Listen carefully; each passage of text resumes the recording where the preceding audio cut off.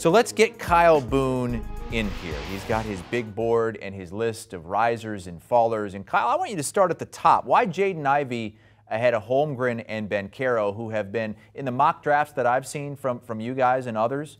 Those two are most likely, most of the time anyway, #1 overall picks. Yeah, I think there's a clear top 4 in this draft with Jaden Ivy, Chet Holmgren, Jabari Smith, and Paolo Bencaro. We have Jaden Ivy #1.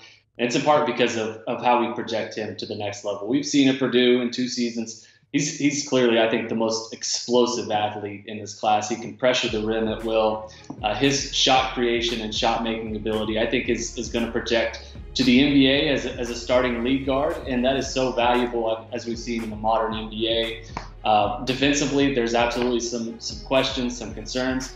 The playmaking, the passing, definitely needs to improve. There are absolutely some deficiencies in Jaden Ivey's game, and that's why I think in our mock drafts, most likely we have him going between 3 and 5 in this draft, but projecting long term, I think in 5 years, Jaden Ivey could be the top prospect in this class. That's why we have him #1 on the big board. All right, well, let's get to some guys who you think could really boost their draft stock in the next 6 weeks or so when we get to the draft combine and all that. How about Ohio State's Malachi Barrett? How did he go from a likely multi-year college player to a one-and-done guy?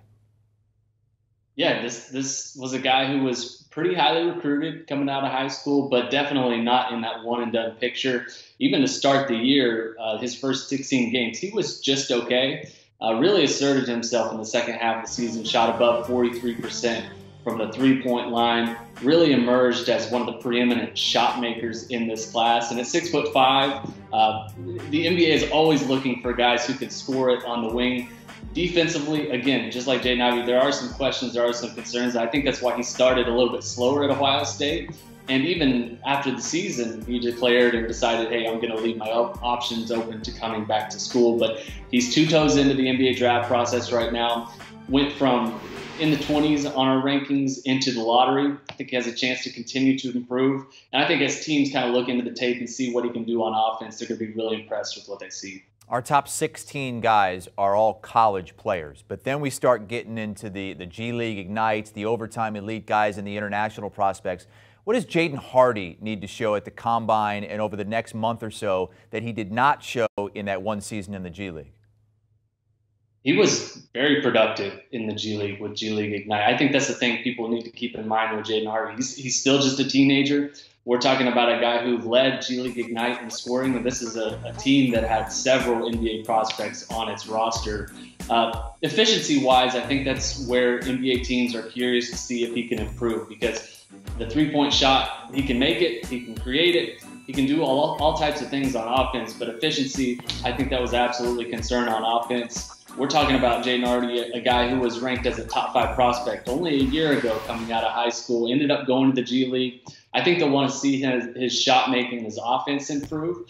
But overall, I think you're talking about a guy who has one of the highest ceilings in this year's draft. And how about Leonard Miller from Canada? You can't find a ton about him other than that he's really young, the youngest draft eligible player, and he might be the most enigmatic prospect in this draft. Yeah, he is the youngest prospect in this year's draft. 6'9", small forward from Canada. Already elicited several high major offers as a high school recruit. He's decided he's going to stay in the NBA draft. There were some questions as recently as a week ago as whether or not he would even be eligible for this year's draft. He is, in fact, eligible. The NBA has already made a ruling on that. And one of the most raw prospects in this draft. Has the physical tools at 6'9". I think a lot of defensive upside. The raw upside and the potential, I think, is both good and both bad if you're looking at it from an NBA long-term perspective. But you get into like the late teens or the early 20s in this draft, and teams are going to be wanting to take swings on guys who have all-star potential. I think Leonard Miller presents exactly that. It will be a pivotal few weeks for Leonard Miller as he kind of tries to introduce himself as an NBA prospect. All right, let's go to Jaylon Williams from Santa Clara. You admitted to overlooking him at first, but what has you paying attention to him now? He's 6'6". He's a proven scorer at the college level.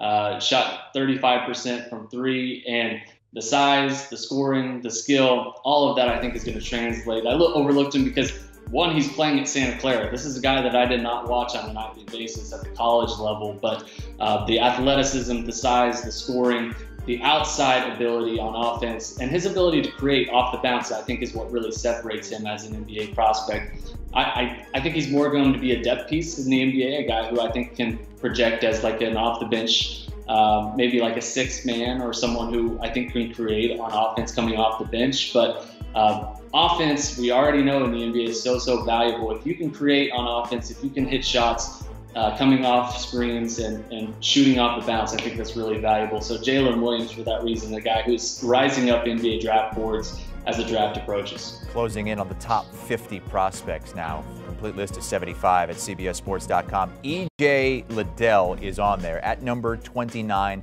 College basketball fans very familiar with him. Played several seasons at Ohio State. Played like a center, but he's only 6'7".